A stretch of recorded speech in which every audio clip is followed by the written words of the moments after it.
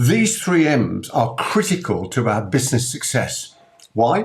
Because we've got to have somebody dealing with each of these three areas of our business. Now, let me tell you exactly what this is all about. In every single business, it doesn't matter whether it's a manufacturing business, doesn't matter it's a coaching, consulting, whatever type of business it is, services, products, it makes no difference. You've got to have the three M's in play, and this is what they stand for. M number one is somebody has got to be making whatever it is that the business makes. Now, if it's a service, it's still, open quotes, making that particular service. If it's a product, somebody's making it, obviously. So we've got to have somebody who's on the, open quotes, manufacturing side of the business.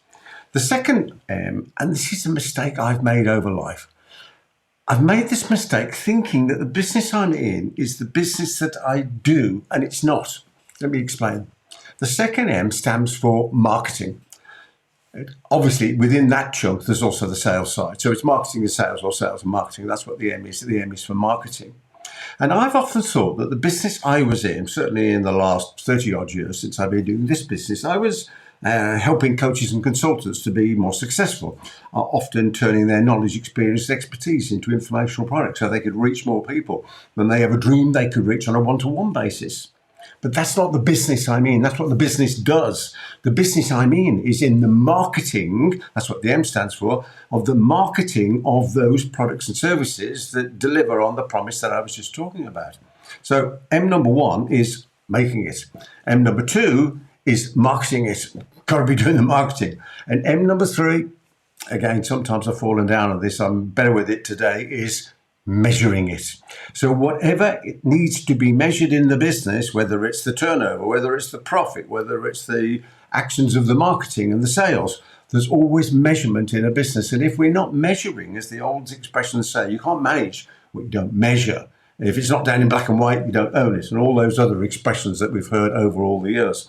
So these three M's are absolutely critical to our business success. So I would urge you to do this. I would urge you to take this away, this idea.